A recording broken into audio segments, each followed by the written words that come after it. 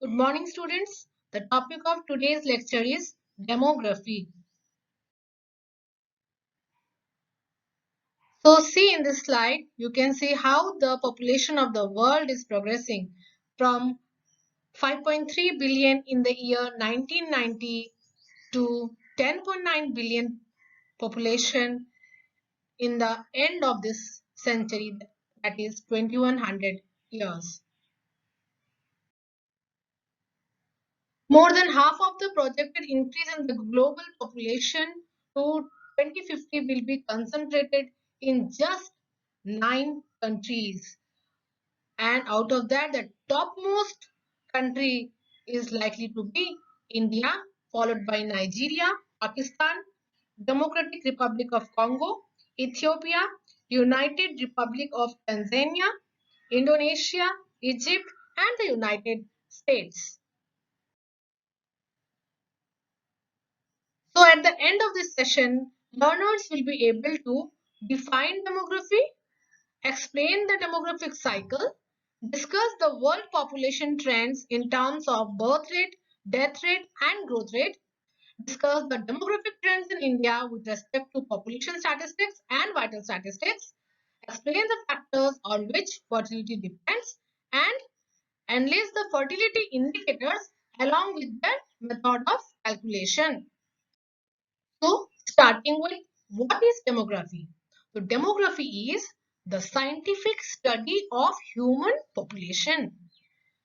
So, it actually focuses on three readily observable human phenomenon. That is, what is the size of the population? What is the composition of the human population? And how it is distributed. So these are the three readily observable phenomenon with which demography is mainly focused: size, composition, and distribution. Now, there are 5 demographic processes which are constantly occurring. These 5 demographic processes actually affect the size, distribution, and composition of a population. So what are these 5 demographic processes? These are fertility, mortality, marriage, migration, and social mobility. So these are the 5 demographic processes: fertility, mortality, marriage, migration, social mobility, that are constantly affecting the size, composition, and the distribution of the human population. So next we proceed to the demographic cycle. So in this figure, you can see demographic cycle has been shown in 5 stages. So each and every country has to pass through these 5 stages. Each and every country has to pass, sometimes or later. The first stage is high stationary. Second stage is early expanding. Third stage is late expanding. Fourth stage is low stationary. And the fifth stage is declining. So let me explain to you why do we call it as high stationary or early expanding or late expanding or low stationary or declining. Why it is called so. So coming to the first stage, here the birth rate is high and death rate is also high. This high birth rate and death rate cancel each other and there is no growth rate. So the population is stationary. That's why we call, because the birth rate is high, death rate is high, so we call it as high. And why we call it as stationary? Because the population is not increasing. So India was in this stage till the year 1920. So perhaps we don't have any country in this stage. So mostly you won't find any country in this stage. But India was there in this stage till 1920.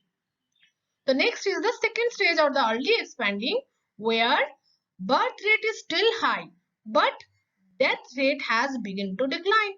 So you can see birth rate is more than death rate.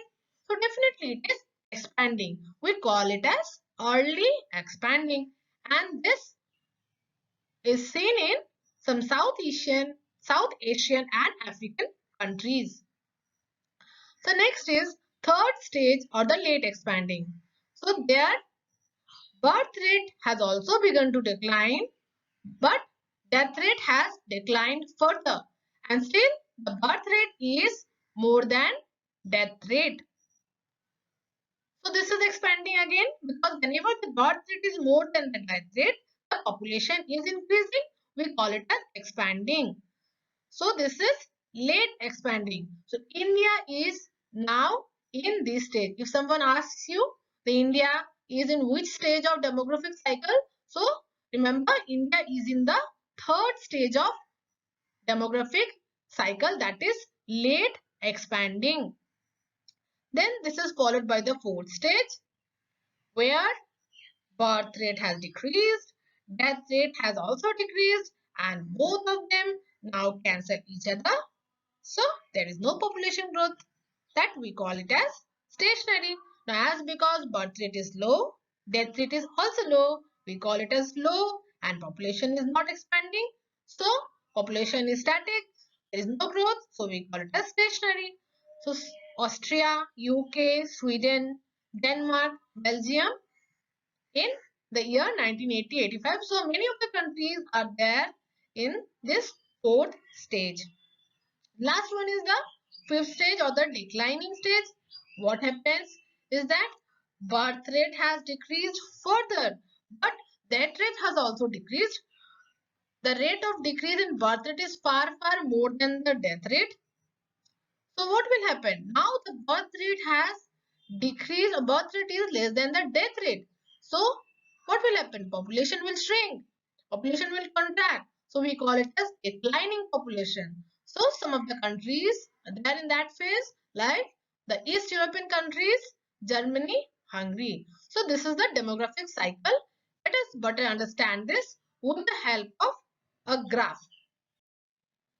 So in this slide, you see the demographic transition, how a country, the demographic how a country undergoes transition from the different demographic phases.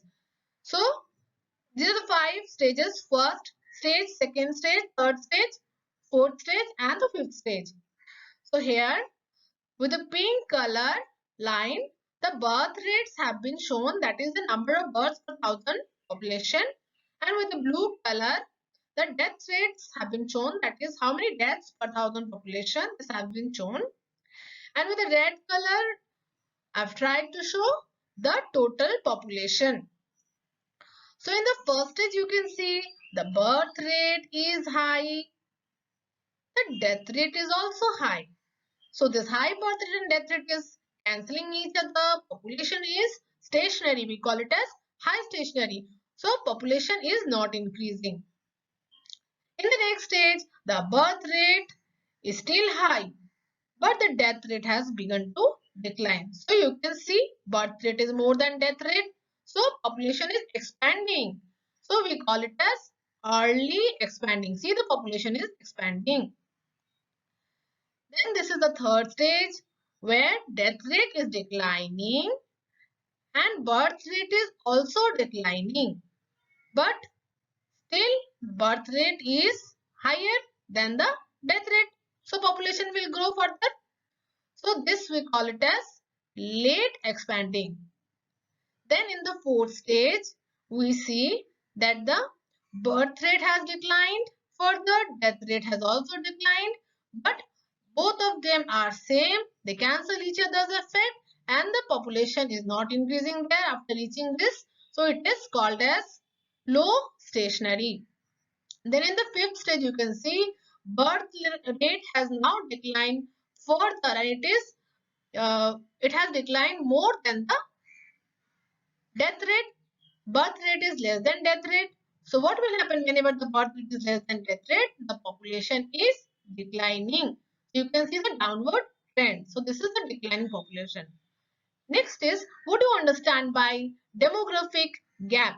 So demographic gap is nothing but the difference between the birth rate and the death rate that develops when a country undergoes demographic transition. So when a country is undergoing the demographic transition, then the gap between the, or the difference between the birth rate and the death rate is a demographic gap.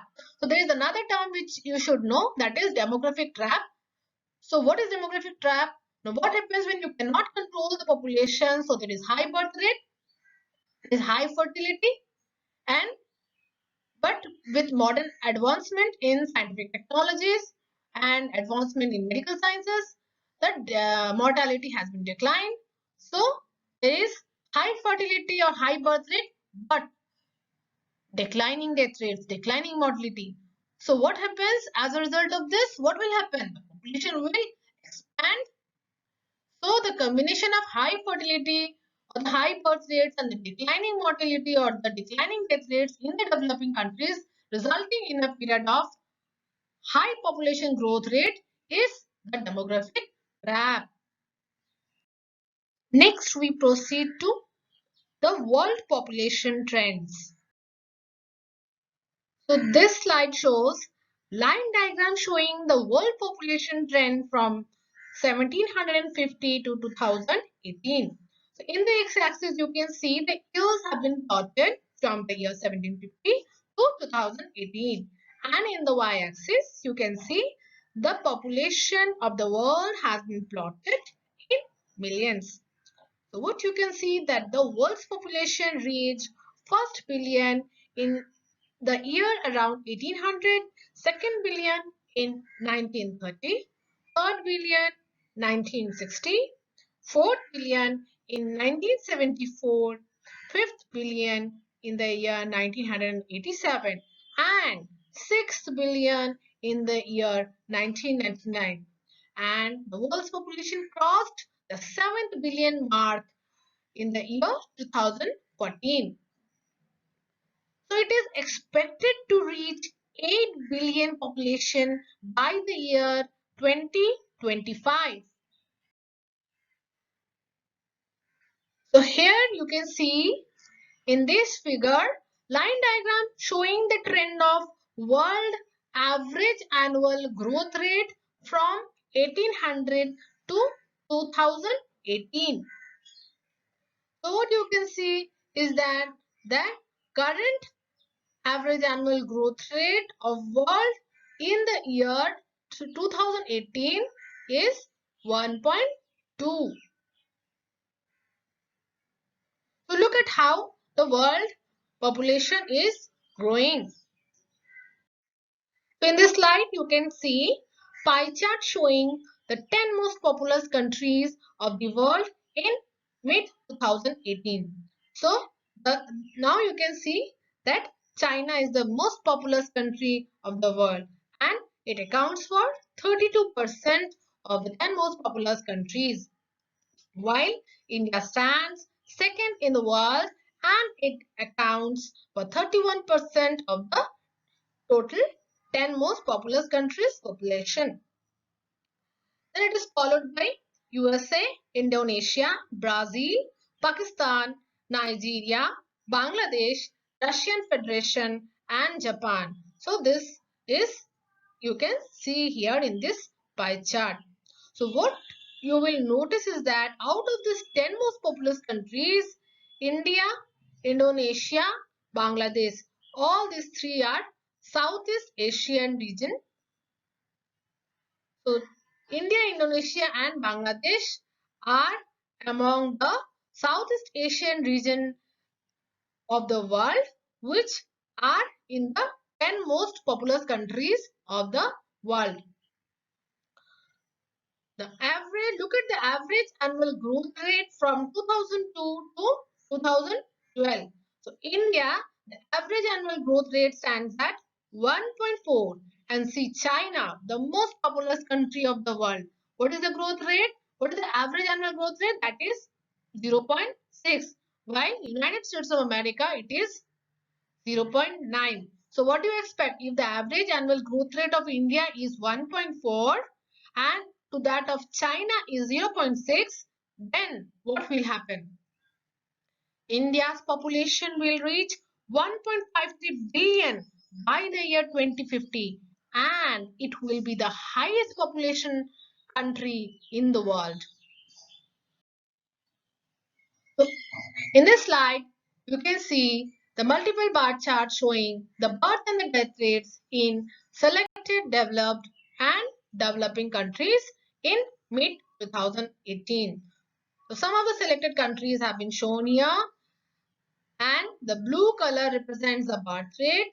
Blue color bar is the birth rate and the brown color bar is the death rate. So you can see that India, the birth rate is 20 per thousand population, while the death rate is 6 per thousand population. So in the mid 2018, the world's birth rate was 19 per thousand population, while the world's death rate was 7 per thousand population.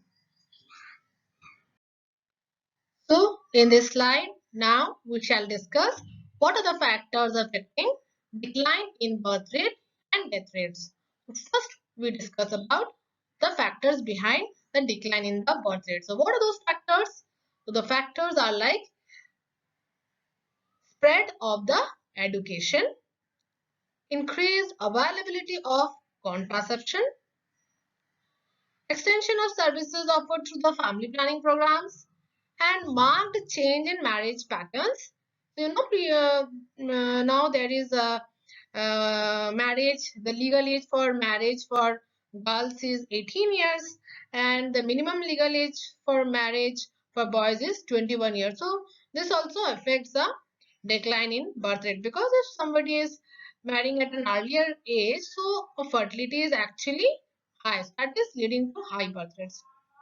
And then the changes in the government's attitude. So all these factors together lead to decline in the birth rate. Then what are the factors which lead to decline in the death rate? So decline in the death rate is mainly because there is decline in the infant mortality rate and there is decline in the child mortality rate. So what are the reasons that this infant mortality rate and the child mortality rate is declining? So these are because of the improved maternal and child health care services, the expanded program of immunization, diarrheal disease control programs, acute respiratory infection control program, so ARI, acute respiratory tract infection control program, control of other infectious diseases. So these are the factors that are actually responsible for decline in the birth rate and decline in the death rates. So next is growth rates. So what is growth rates? How do we calculate growth rates? Is when the crude death rate is subtracted from the crude birth rate, the net residual is the current annual growth rate, but that is exclusive of migration. Means if we take it for granted that there is no migration, no immigration, then growth rate is nothing but crude birth rate minus crude death rate. But mind it, that has to be expressed in percentage, because growth rate is always expressed in percentage, while crude birth rate and crude death rate are expressed in number of births or deaths per thousand population. So crude birth rate minus crude death rate expressed in percentage is growth rate exclusive of migration. So now 95% of the growth in the world is occurring in the developing countries. So currently, one third of the world's population is less than 15 years. So you can understand this one third of the world's population will soon enter the reproductive decade and giving more potential for the population growth. The United Nations Population Fund has estimated that world population is likely to reach 10 billion by the year 2050 and 20.7 billion a century later. So the expected number of births per woman at the current fertility rates in the year 2016 in the industrialized countries is 1.6. In the developing countries it is 2.8, and the least developed countries it is 4.2. But the global total fertility rate is 2.4. So that is the expected number of births per woman in the world in the year 2016 is 2.4. 4. So in this slide, now you can see what is the relation between growth rate and population. That means when the population is likely to double. So how many years are required for the population to double in size based on what is the annual rate of growth in that particular region. So on that basis, so if the growth rate is less than 0.5, we call it as slow growth. From 0.5 to 1, we call it as moderate growth. And from 1 to 1.5, we call it as rapid growth. From 1.5 to 2, we call it as very rapid growth. So beyond 2, we call it as explosive growth. So if a country has a growth rate or annual rate of growth less than 0.5%, then it might require approximately 140 years to double in size. While if the growth rate, just like the world, if it is between this 1.2, say between 1 to 1.5, it might require 47 to 70 years to double in size. So here you can see the percentage of the annual growth rate and the corresponding the number of years required based on what is the growth rate percentage. So what is the number of years required to double in size. So if a population has a growth rate less than 0.5%, so it is likely to require more than 139 years to double in size. So not every region has got the same growth rate. So there are different growth rates in different regions of the world. So if it is the European countries, the annual growth rate recorded was 0.3%, while in Africa it was 2.6%. In Latin America it is 1.1, while in Asia it was recorded as 1.3. Now we move on to the demographic trends in India. So the demographic trends in India can be represented with the help of demographic indicators. So we have two types of demographic indicators. One is a population statistics and one is a vital statistics. So under the population statistics, we try to measure what is the size of the population, what is the sex ratio of the population, what is the density, and what is the dependency ratio. Size, sex ratio, density and dependency ratio come under the population statistics. And we have birth rate, death rate, natural growth rate, life expectancy at birth, mortality rate and fertility rate under the vital statistics. So now discussing about certain key facts regarding the population of India. India is the second most populous country in the world and it is 7th in terms of the land area. With only 2.4% of the world's land area, India is supporting about 17.5% of the world's population. Average annual exponential growth rate of India based on 2011 census was 1.64% and the decadal growth of population was 17.64% in the year 2011.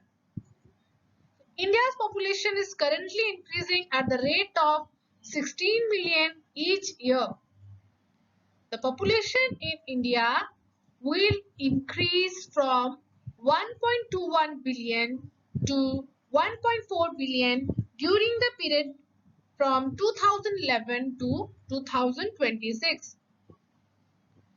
So it crossed 1 billion population mark on 11th of May 2000 and the population of India is projected to reach 1.53 billion by the year 2050.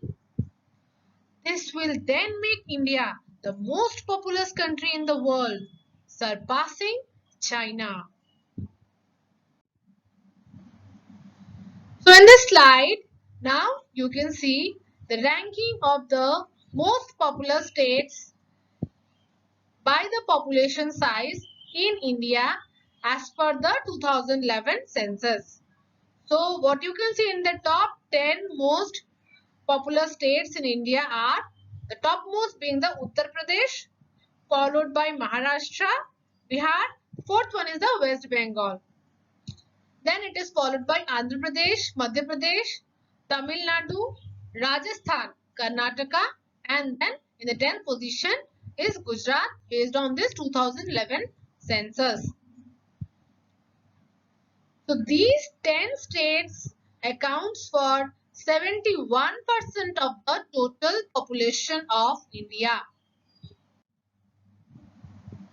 In this slide, I've tried to show how the different states in our country have been categorized based on the total fertility rate level. So we shall be discussing this. What do you mean by total fertility rate? The total fertility rate is equal to the replacement level or the number of child per woman during her reproductive age group. So that is the total fertility rate. We'll be discussing the formula and what it is. So based on that, 2.1 is actually the replacement level.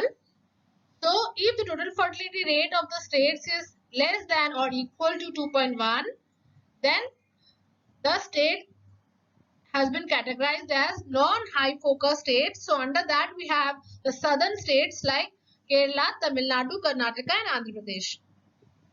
But if the fertility rates is more than 2.1 to less than 3, means the number of child that is born by the woman during her entire reproductive age period.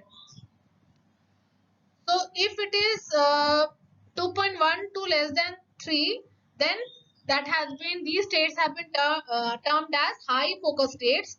So under that we have these states like Assam, Mizoram, Chhattisgarh, Jharkhand, Manipur, Rajasthan, Nagaland, Madhya Pradesh and Dadra and Nagar Haveli. But apart from this, if the total fertility rate is further higher than 3, means more than or equal to 3, then those states have been termed as the very high focus states where most of the focus has to be given with respect to demography. That is Bihar where the total fertility rate is 3.3, Uttar Pradesh where it is 3.1 and Meghalaya that is 3. It's not the exhaustive list but some of the states have been shown. Now we move on to the age and the sex composition in India. So if we talk about the 0 to 14 years age group, the 0 to 14 years age group, we see that the males are more than the females. But irrespective of any sex, this 0 to 14 years age group children are more in the rural area than the urban areas. What we have seen is that 0 to 14 years males are more than females, but in case of more than 60 years females are more than males. So now what is happening is that this age group 0 to 14 years is actually decreasing and the elderly population or beyond 60 years that is increasing. So this increase in the elderly population is leading to increased burden on the already outstretched health services in the country.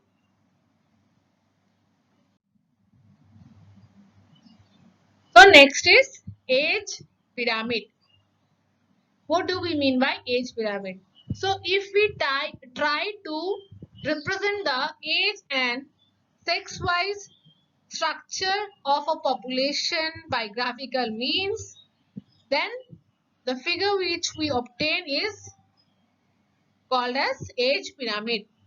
So here I have shown you how the age pyramid looks like.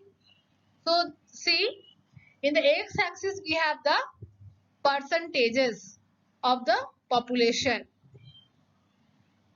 and on the left hand side we have this blue color which represents male, and for the pink color that represents female. In the y-axis we have the age group. So we are trying to represent the population in terms of the different age group and different sex-wise distribution. So that means what? Just see, if 0 to 4 years age group, the males are 4.6% and the females are 4.2%. Similarly, in case of 5 to 9 years age group, the males are 5% and females are 4.5%. So likely all the age group data is obtained, age and sex wise data is obtained, and it is graphically plotted to obtain such figure which looks like pyramid. So we call it as age pyramid.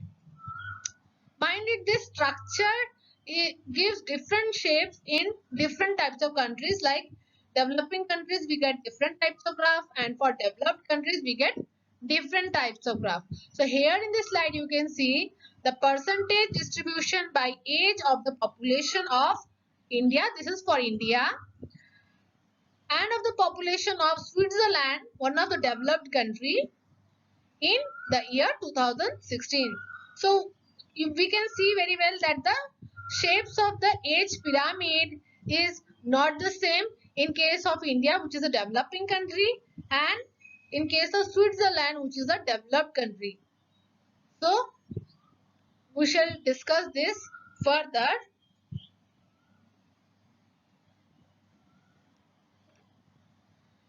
So in case of a developing country, there is a broad base and there is a tapering top, while in case of developed country, there is a bulge in the middle and the base is narrower.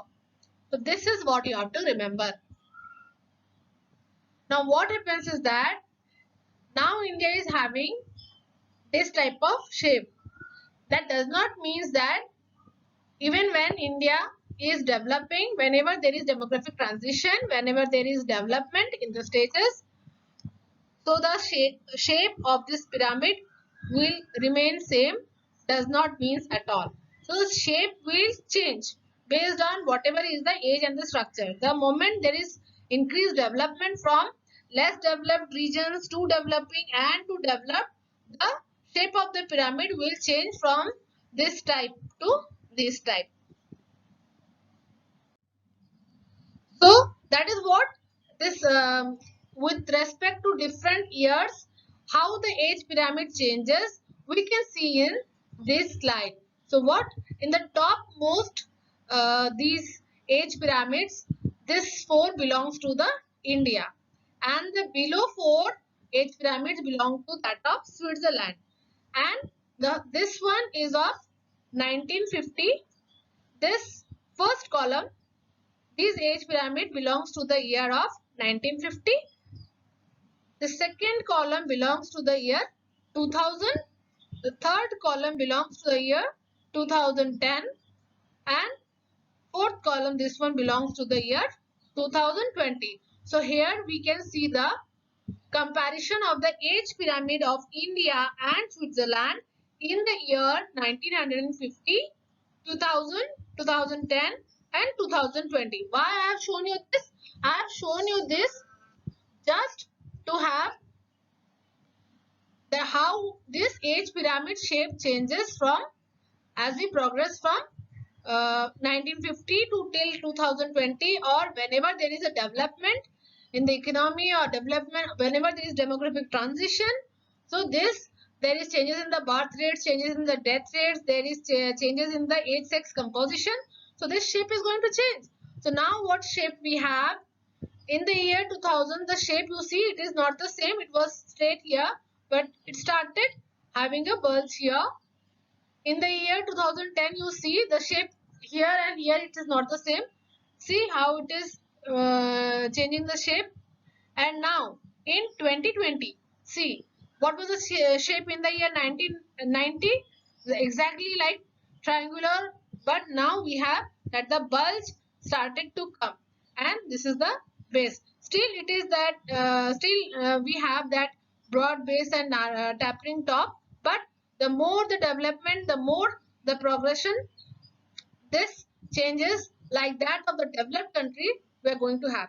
See, now you can compare it with Switzerland. See that the bulge is there in the middlemost part of the pyramid.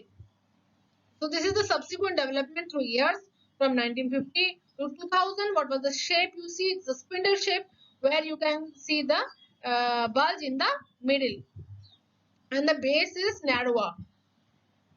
So this is the age pyramid of India and Switzerland over the years. So next we talk about sex ratio. What is sex ratio? So sex ratio means the number of females per thousand males. So in India, the sex ratio is 940 based on census 2011. That means there were 940 females per thousand males. So over the years, the sex ratio in India is actually declining. It is adverse to women in India. That's why the sex ratio is less than 1,000. So had it been not adverse to women, we would not have got such pictures. So the sex ratio of 940 means what? 940 females and there are 1,000 males. Now what are the reasons behind this declining sex ratio? So the number one being the male child preference. This male child preference leads to gender inequity. And then there can be neglect of the girl child that will lead to increased mortality at young age. And even if there is no increased mortality at young age, there can be female infanticide, female killing, the killing of the infant females. And there can be even female feticide, means killing the female fetus when it is yet not born. And then there are some natural risks like higher maternal mortality. And lastly, the other risk is like there can be male bias in the enumeration of the population. Now, the sex determination tests and the abortion services, as well as the preconception sex selection facilities in the modern days, they are acting as catalyst to this declining sex ratio. So in this figure, you can see the line diagram showing the trends in the sex ratio in India from 1901 to 2011. So what we can see is that this sex ratio in India is declining over years. It is adverse to the women in India.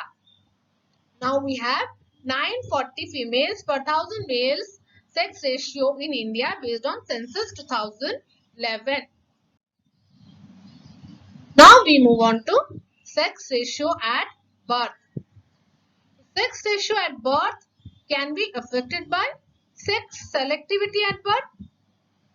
So in India, the sex ratio at birth was 898, while in the rural areas it was 902, and in urban areas it was around 888.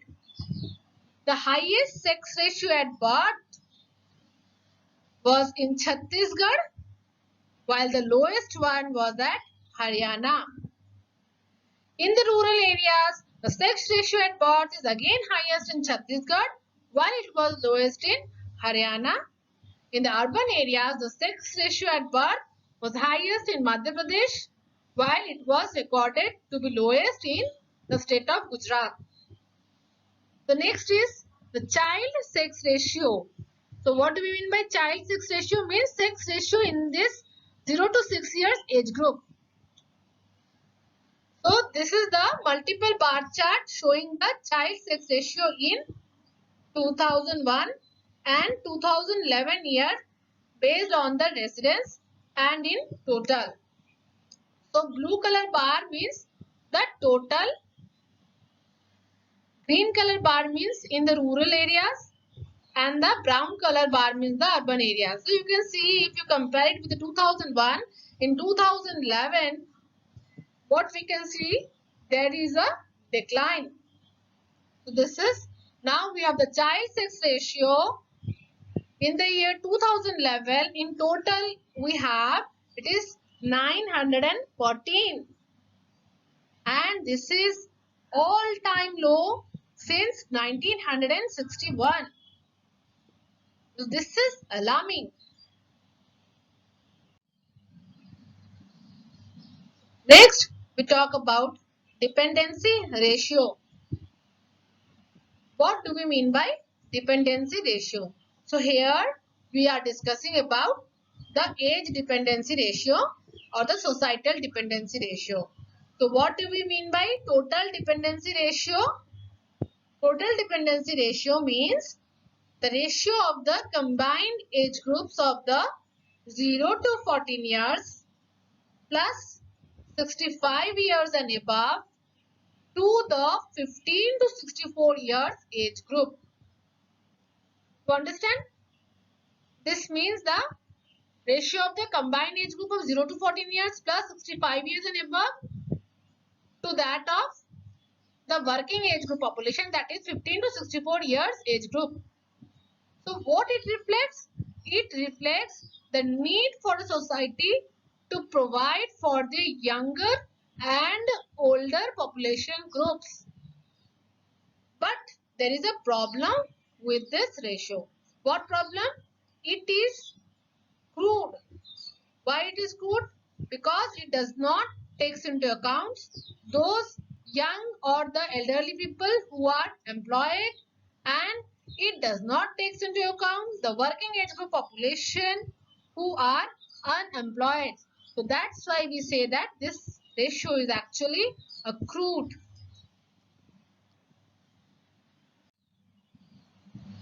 So here we can see the different formulas for the dependency ratios. So first one is the total dependency ratio. I already told you. It means the ratio of the children of 0 to 14 years age group plus the population who are 65 years and above multiplied by 100 divided by the population of 15 to 64 years. Means the numerator we have the dependents and the denominator we have independents. Now, they can be further total dependency ratio we can express in terms of what is the young age dependency ratio and what is the old age dependency ratio. So, what is the young age dependency ratio means? You remove this one.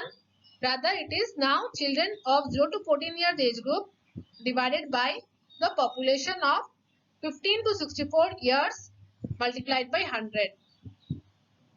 How many young age are dependent on the working age group population? Similarly, we have old age dependency ratio where we have population who are 65 years and above in the numerator multiplied by 100 and divided by population of 15 to 64 years. Means how many elderly are dependent on the working age group population.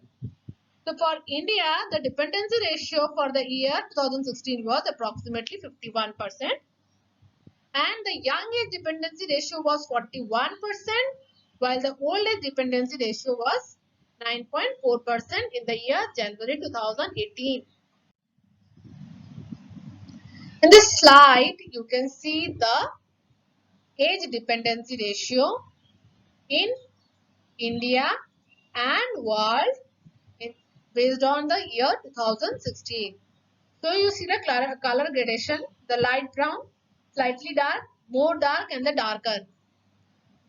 So the dependency ratio is very high here in these African regions. So India, see this color corresponds to here and we have this around 51%. So this one, the others one you can see comparatively darker one. So this is the picture of the world where we can see the dependency ratio of different countries. Now we talk about the demographic bonus. What do we mean by the term demographic bonus? So demographic bonus means the period when the dependency ratio in a population declines because of decline in the fertility until it starts to rise again because of the increasing longevity. So means what? It means the working age group population 15 to 64 years is more than the dependents, that is less than 15 years or 65 years and above. So that is what we have written, the period when the dependency ratio in the population declines because of the decline in the fertility. So whenever there will be a decline in the fertility, we will be having this dependence less. We will be having more people in the working age group population. Working age group population will be much more than the dependents, and that's why we call it as a bonus. And that is a demographic bonus. Why we call it as bonus? Because such type of population has got huge economic growth potential. That's why it is demographic bonus. But in order for the economic growth to occur, the younger population must have access to quality education, adequate nutrition, health, including access to sexual and reproductive health. So here we are trying to show the ratio of the working age to dependent population. So it means what? This is inverse dependency ratio. So this is the figure which is showing the trends of the inverse dependency ratio of the different world regions from 1950 to 2050. So what we can see, the ratio of the working age to dependent population is increasing in case of South Asia, increasing in case of sub-Saharan Africa, but it is decreasing in case of East Asia, decreasing in USA, and decreasing in case of Europe. So in South Asian region as well as in sub-Saharan Africa, the distribution of the working age group is more than that of the dependent population because there is decline in fertility. So that is a bonus for the country because there is a huge economic growth potential. Next is demographic burden. What is demographic burden? So by demographic burden we mean that the increase in the total dependency ratio during any period of time, and that is mostly caused by the increased old age dependency ratio. So why this happens? Because there is advancement in science, in better technologies, better healthcare facilities. So what is happening? The old age population or the elderly are increasing. There is increase in the life expectancy. We have increased old age dependency, and that is leading to increased dependency ratio, total dependency ratio. So this increase in total dependency ratio because of the increase in the old age dependency, we call it as demographic burden. So that's an inevitable consequence of the demographic transition. So on one hand, we say that we are moving towards development, but that is an inevitable consequence of the demographic transition. So country has to face this problem sooner or later. So this problem is currently seen in Japan. Europe and North America will face similar situations in the near future, with East Asia to follow after that. So you can see by 2050, Japan's old age dependency ratio will rise to near 75%, and that will be the highest in the world. You can just have a comparison in the year 1990, 2020 and 2050. So in the year 1990, in Japan, there were 1 elderly is to 5.8 working age group population. In the year 2020, it is 1 is to 2.1. That means 1 elderly is to 2 working age group population. And it is expected that by the year 2050, Japan is going to have 1 elderly is to 1.4 working age group population. So this old age dependency ratio is going to increase, and that is going to increase the total dependency ratio, and that is putting the burden. We call it as demographic burden. So just have a look into the difference between the demographic bonus and the demographic burden. In demographic bonus, there is decline in fertility, there is decline in the dependence. So there is increase in the working age group population. So this is a bonus because we have less dependents. But whenever we have more dependents, because of the increase in old age dependency ratio, and we have less working age group population, so then this is the burden to the country. We call it as demographic burden. So in demographic burden, the dependents are increasing, the working age group population is decreasing. While in case of demographic bonus, the dependents are decreasing because of decline in fertility, while the working age group population is increasing. So now we move on to the density of population. So density of population is mostly known to all of you, but density, we mean the ratio between the total population and the surface area. So that can be calculated for any territorial unit for any point in time. As per the Indian census, we try to measure density in terms of number of persons living per square kilometer. So as per 2016 in India, the density of population in India is 401.4 persons living per square kilometer. So in this figure, you can see the line diagram which shows the population density trends in India from 1901 to 2011. So what can you see? You can see that density of the population is going on increasing since 1901 to 2011, and now as per 2011 census, the density of population was 382 persons per square kilometers. Next we move on to urbanization. Before we discuss about what are the factors that lead to urbanization, we should know what do we mean by urban areas as per the Indian context. So based on the census 2011, by urban areas we mean either the statutory towns or the census towns. So what is statutory towns?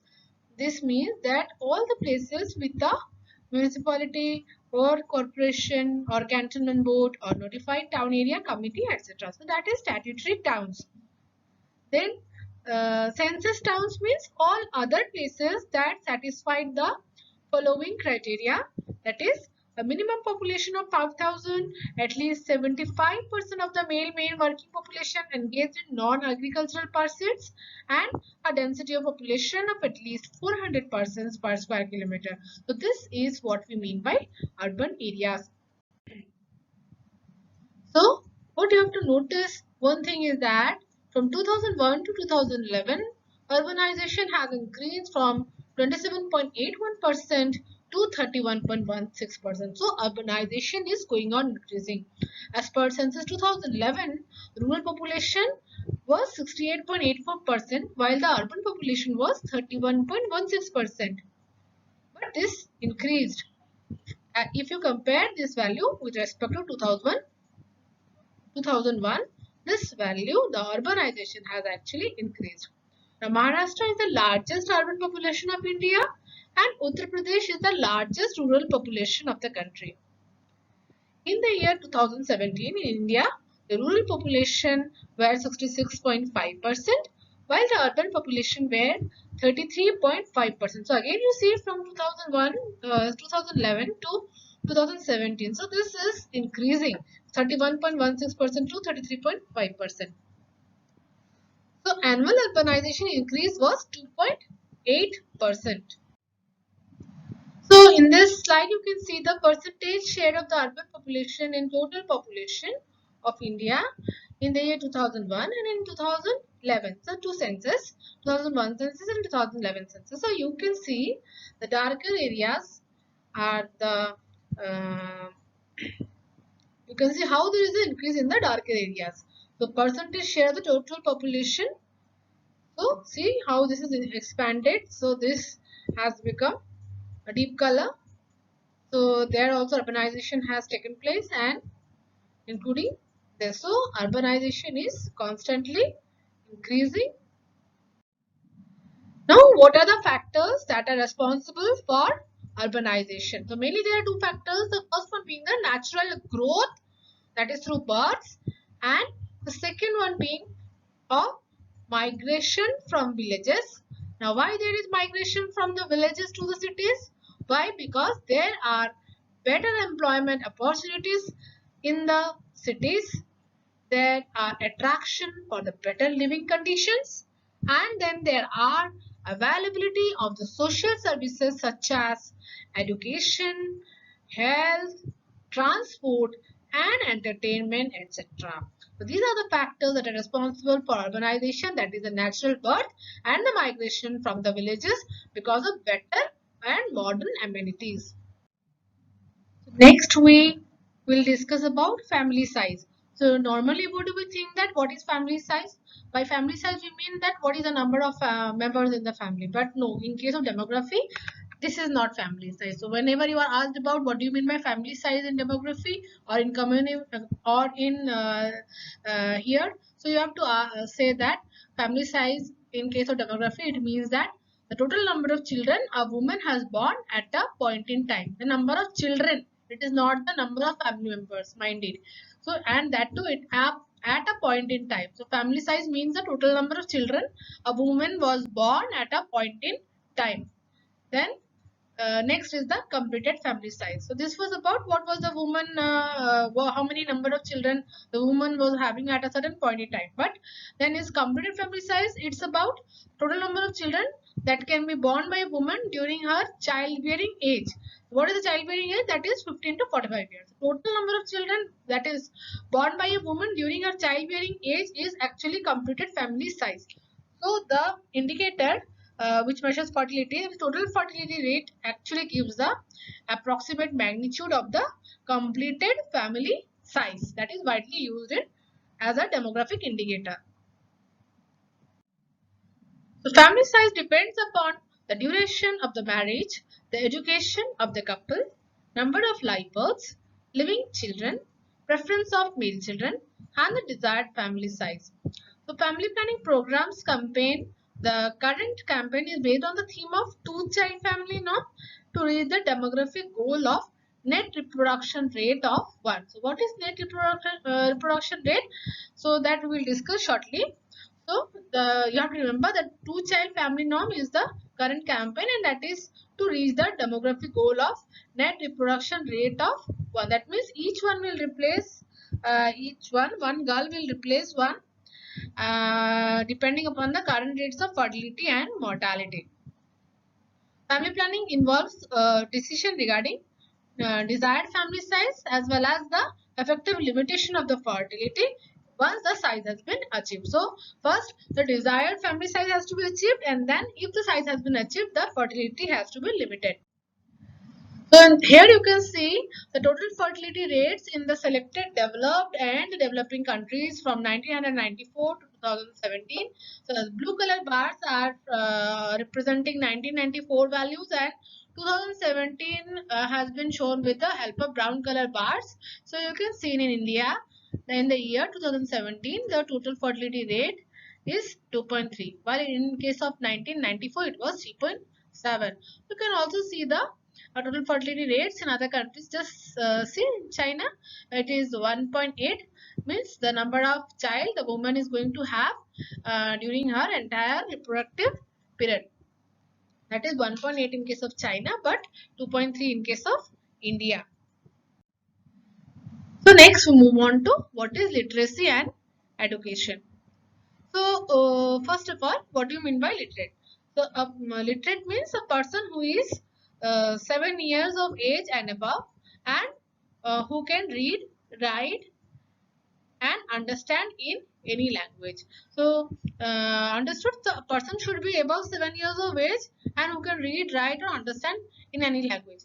But we can have two divisions, like one of them is crude literacy rate and one of them being effective literacy rate. Crude literacy rate means the age we have not considered. We have just meant that whosoever can read and write with understanding in any language irrespective of age, so that they have called as literate, and that is number of the literate persons. And in the denominator they have not taken into account uh, the age 7 years, but they have taken all the population in a given years. So and that is multiplied by 100. This is true literacy rate. But actually the effective literacy rate should be like a person who is not of 7 years of age should not be considered for literacy, because they do not have the capacity to understand. So in that case, what is it? It is in numerator, it is number of literate persons aged 7 years and above, because below 7 it is not applicable. And in the denominator we have the total population aged 7 years and above in a given year into 100. But if we do not take this, and if we take number of literate persons in numerator followed by total population in a given year, that is nothing but crude literacy rate. In our demography, the indicators we calculate, so census and all, that is the effective literacy rate. We take into account the population aged more than 7 years in a given year. Then what are the trends in the literacy rates? So from 2001 to 2011 census, the number of illiterates are declining, and there is a decadal increase in the number of literates. In case of male, there was 31.9% increase in literacy, but in case of female, there was 49.1%. So what you can understand, in case of females, in the 10 years there is increase in literacy rate is 49.1%, and males 31.9%. means what? The gender gap in the literacy is shrinking in the country. So here in this figure you can see the simple bar diagram showing the literacy rates in India from 1951 to 2011. What can you notice from this figure? So we can see that literacy rate is increasing, linearly increasing from 1951 to 2011. We have 74.4% literacy rate in India based on 2011 census. So Kerala tops the literacy rate. It is 93.91%. Bihar is very low, that is 63.82%, and Arunachal Pradesh is 66.9%. And there are other states which are below the national average, like Arunachal Pradesh, Andhra Pradesh, Bihar, Jharkhand, Jammu Kashmir, Uttar Pradesh, Madhya Pradesh, Rajasthan and Odisha. So why the literacy rate is increasing now? Because the government of India has made the education compulsory up to the age of 14 years in the country. But what is the main concern? The main concern is the high dropout rates in the first few years of schooling. So now we discuss about life expectancy, or the expectation of life. What do we mean by life expectancy? So life expectancy means the average number of years which a person of that age may expect to live according to the mortality pattern prevalent in that country.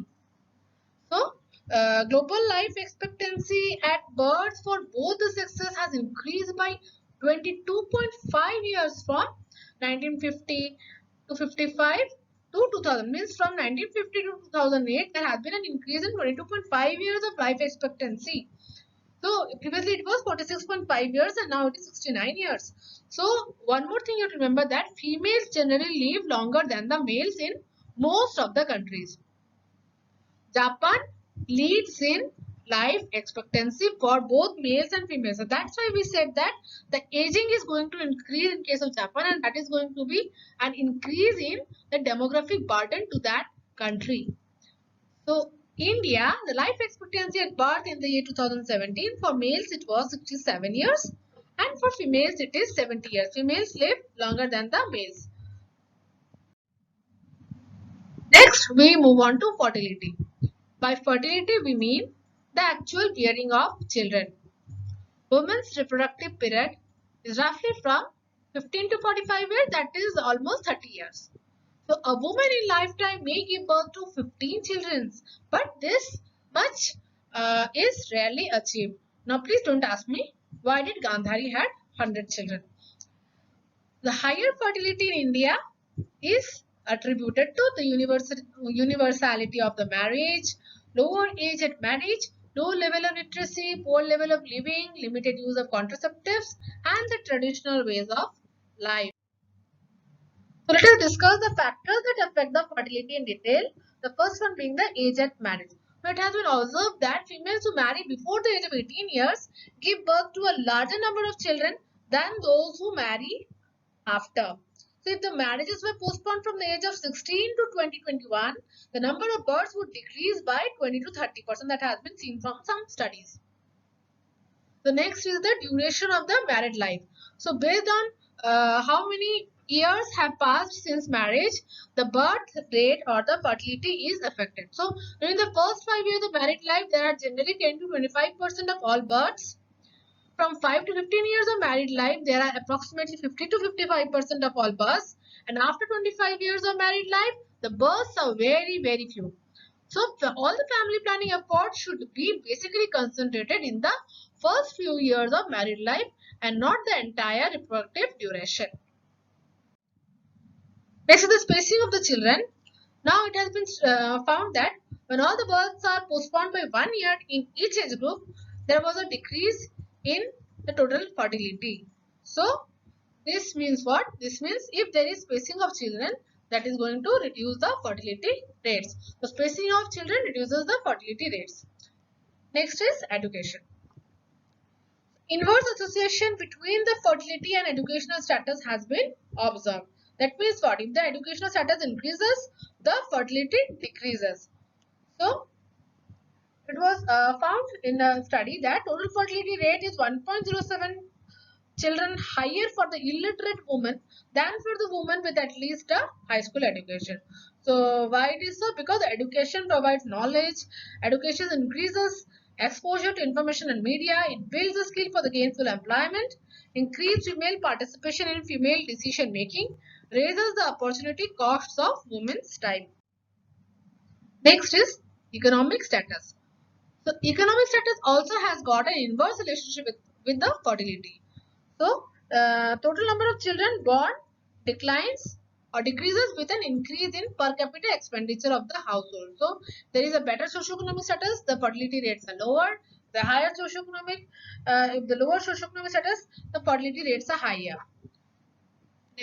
So it is also said that the economic development itself is the best contraceptive. Why? Because it is itself going to check out on the population growth, and once the population growth is checked out, it also limits the fertility. Next is the caste and religion. So it has been seen that Muslims have got a higher fertility than the Hindus, followed by the Christians. Among the Hindus, the lower castes have high fertility rates than the higher castes. Next is nutrition. Nutrition also affects fertility. How it affects? So it is also an indirect effect, and all the well-fed societies have the low fertility and the poorly fed societies have got the high fertility. Actually, the poor, those who are poor nutrition, poorly fed, they belong to low socioeconomic status and they feel like they will have more number of hands which are going to increase the income of the family. So indirectly there is a inverse relationship. Next is the family planning. So with that we all know the family planning is a key factor in declining the fertility. So why? Because it can be initiated rapidly with the limited resources. Then there are other factors which require the long-term government programs and vast sum of monies, like what is the place of women in society, what is the value of the children in society, whether there are any widow remarriages, whether there is any breastfeeding, what are the customs and beliefs, industrialization, urbanization, and if there are better health conditions, what about the housing conditions, and what about the opportunities for women, and whether there is any local community involvement. So all these things are also affect the fertility. Next, we will discuss about fertility related statistics. These fertility indicators are very important in this chapter. The first one is the birth rate. So birth rate or the crude birth rate is the number of the live births per 1000 estimated mid-year population in a given year. That's given by the formula. Numerator is number of live births during the year divided by estimated mid-year population into 1000. But this is an unsatisfactory measure of fertility. Why? Because the total population is not exposed to childbearing. So we have some better rates. So what is that? General fertility rate. What is general fertility rate? It means the number of the live births per 1,000 women in the reproductive age group in a given year. Means previously in birth rate it was estimated median population, and now we have the female population of the reproductive age group in the same area in the same year. But again we have a problem with this denominator. Why? Because not all the women in the reproductive age group are exposed to the risk of childbirth. Why? Those who are unmarried may not be exposed to the risk. So then came the another indicator, that is general marital fertility rate. So it is just similar to the previous one, that is general fertility rate. Only the thing is that in the denominator, instead of female population, we are taking the reproductive age group female who are married. So this is defined as the number of live births per 1,000 married women in the reproductive age group in a given year. So next is the age specific fertility rate. So by age specific fertility rate, we mean the number of the live births in a year to 1,000 women in any specified age group.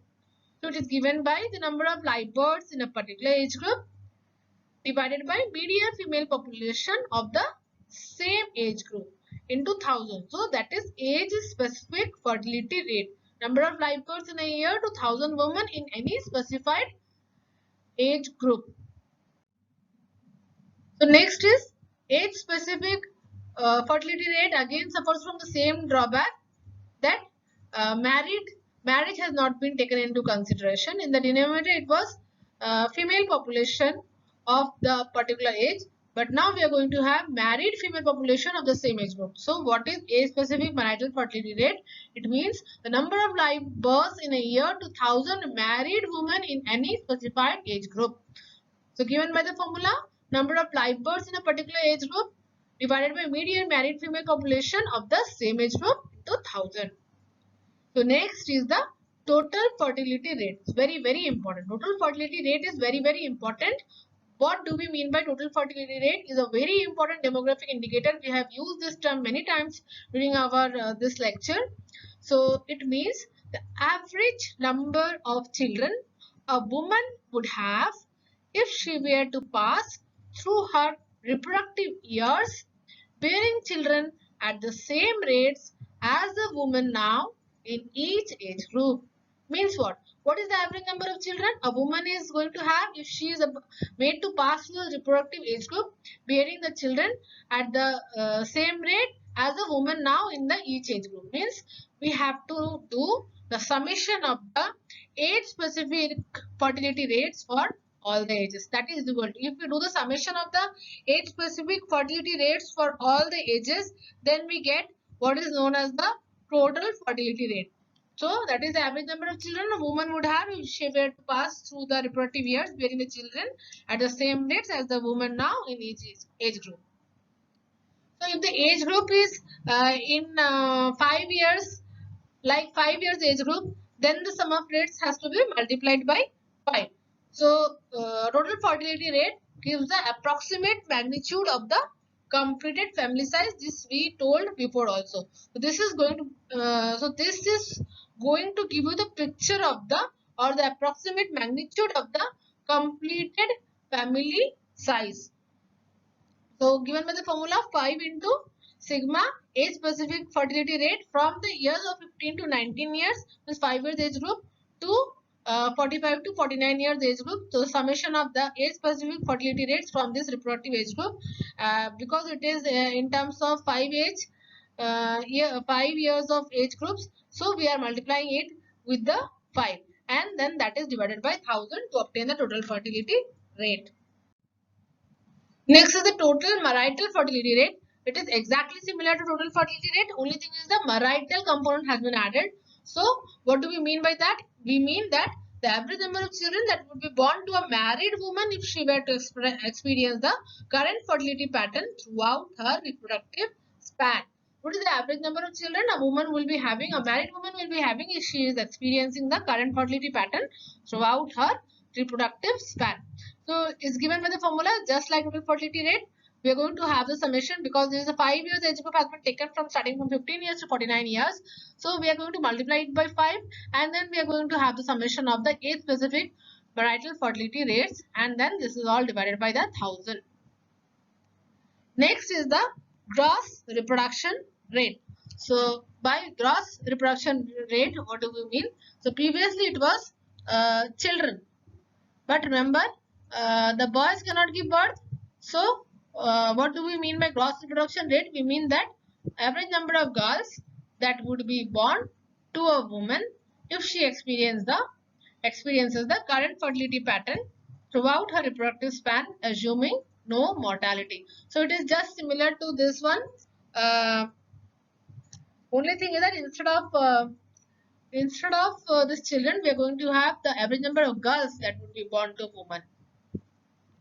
So it is similar to the age-specific fertility rate, but instead of the children, we are having the girls.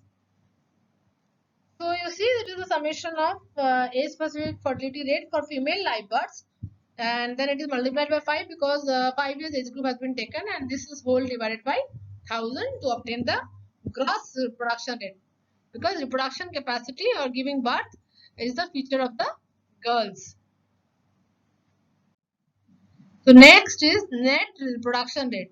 So net reproduction rate is another important indicator. It is similar to the gross reproduction rate. Only thing is that gross reproduction rate does not takes into account the mortality rates. But this happens, this fertility, mortality are all occurring together.